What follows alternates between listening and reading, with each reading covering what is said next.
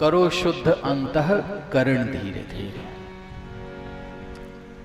आज वही दिन है, आज भगवान का प्रागट्योत्सव है। आएंगे प्रभु, लेकिन उनका दर्शन करने के पहले अंतःकरण शुद्ध करना पड़ेगा। इसलिए धैर्य रखिएगा, बस हम काम वही कर रहे हैं।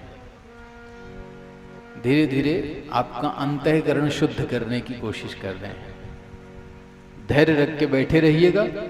जैसे ही आपका अंतःकरण शुद्ध होगा, वैसे ही भगवान यहां आपको दर्शन जरूर देंगे।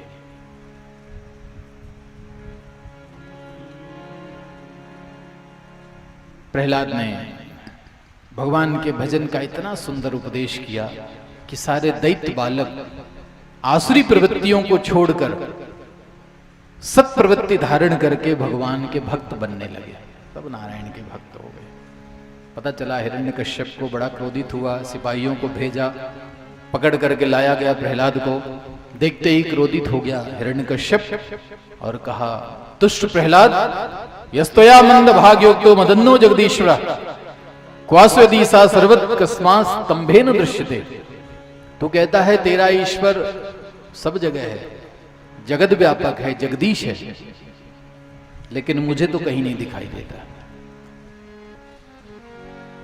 यदि वो जगदीश है तो कस्मात स्तंभेन दृश्यते, मुझे इस खंभे में क्यों नहीं दिखाई देता।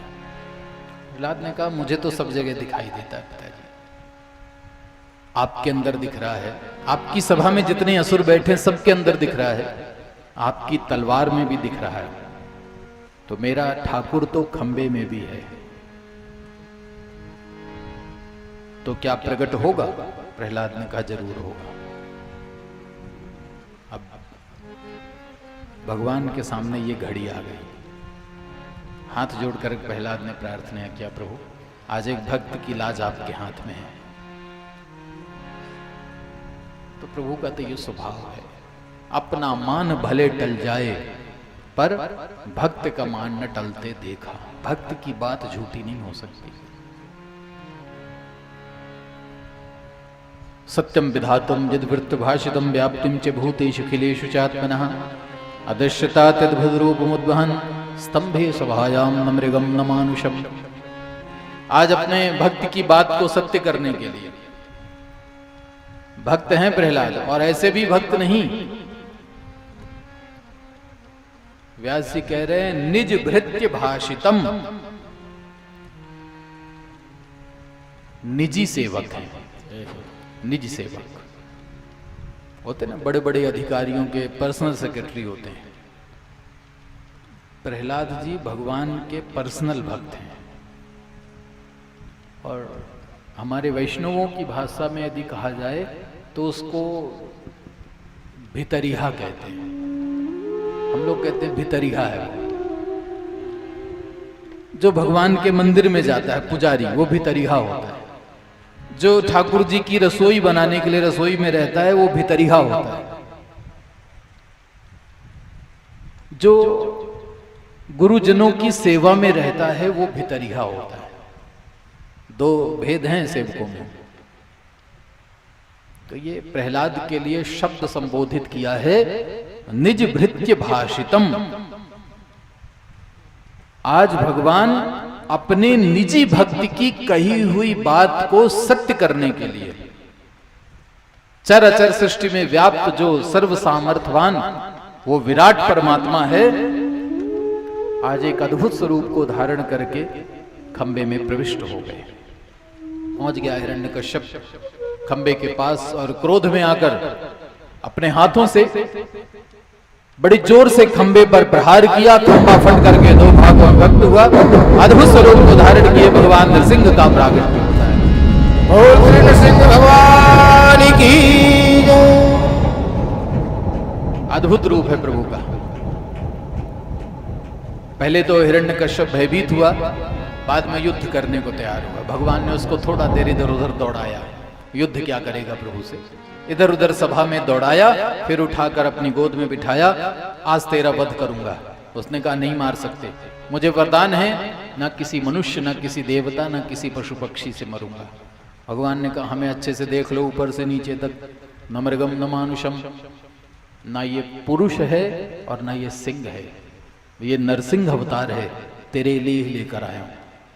मुझे वरदान है ना दिन में मरूंगा ना रात में। भगवान ने कहा ये संध्या काल है। मुझे वरदान है ना अंदर मरूंगा ना बाहर, बोले इसीलिए तो बीच में बिठाया हुआ है। मुझे वरदान है ना ऊपर मरूंगा ना नीचे, भगवान ने कहा इसलिए गोद में बिठाया है।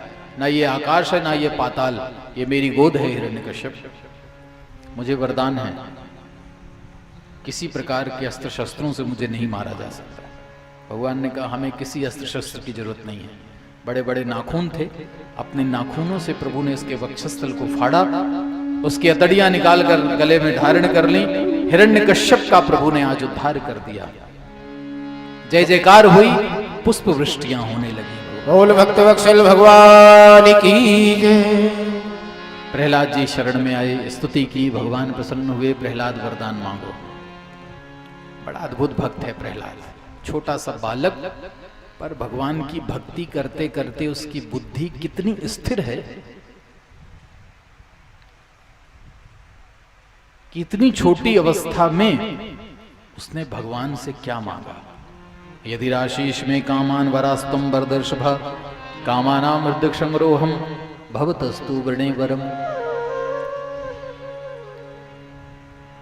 छोटी अवस्था का प्रहलाद भगवान से मांग रहा है, प्रभु यदि आप मुझे कुछ देना ही चाहते हैं, ऐसा वरदान दीजिए कि मुझे कभी किसी से कुछ मांगने की इच्छा ही ना हो। मेरे हृदय के इस कामना के बीज को नष्ट कर दीजिए प्रभु। कामादि दोष रहितम कुरु मानसम। प्रभु मेरे इस मानस पटल को कामादि दोषों से रहित कर दीजिए। शायद आपने मेरे अंदर कोई वासना का बीज देखा होगा, इसलिए आप मुझे कह रहे हैं वरदान मांगो, अन्यथा आप कहते ही नहीं प्रभु। पर मुझे लगता है मेरे अंदर कोई वासना का बीज बचा है, तो हे प्रभु मुझ पर इतनी कृपा करिए कि वो वासना का बीज कभी अंकुरित ना हो महाराज, वो हृदय में ही नष्ट हो जाए। अद्भुत भक्ति प्रहलाद की। असुरों का राजा बनाया गया। भगवान की भक्ति को प्राप्त कर प्रहलाद जी धन्य हुए। परीक्षित ने प्रश्न किया, प्रभु स्वयंभुवस्य गुरु वंशोऽयं विस्तारा श्रुतः यत्र विश्वसजां सर्गो मनूनन्यान् वदस्व नः। अभी तक आपने स्वयंभू मनु के वंश का वर्णन किया और भी मनवंतरों की कथा सुनाई है। हर मनवंतर में भगवान का रूप, अवतार, लीला बदल जाती है। पहले मनवंतर की कथा अभी तक सुनी। दूसरा मनवंतर था स्वारोचिस, विभु नाम से प्रभु का अवतार हुआ। तीसरा उत्तम नाम का मनवंतर है, भगवान का सत्यसेन नाम से अवतार हुआ है। चतुर्थ उत्तम भ्राता मनुर नामना च तामसा, चौथे तामस नाम के मनु हुए। इस चौथे मनवंतर में भगवान का हरि नाम से अवतार हुआ। जो हमारे कष्टों का हरण कर लें वो हरि, जो हमारे दुखों का हरण कर लें, संकटों का हरण कर लें वो हरि। हरत पापान, जो हमारे पापों का हरण करता है वही तो हरि है।